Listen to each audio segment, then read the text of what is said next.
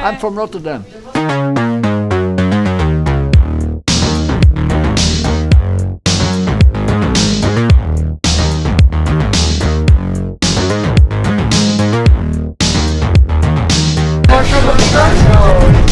Hello everyone! Today we are at the Science Open Festival at the university, which is organized for locals to get acquainted with the work of the university.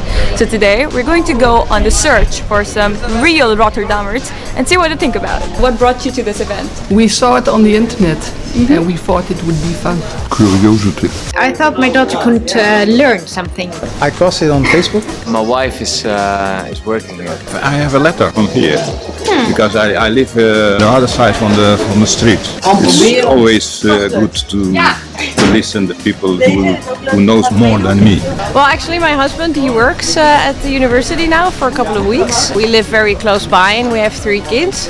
And so he told us all about the Science Week and that it's for the local people here around campus and for kids to get to know the Erasmus University, and you get free smoothies.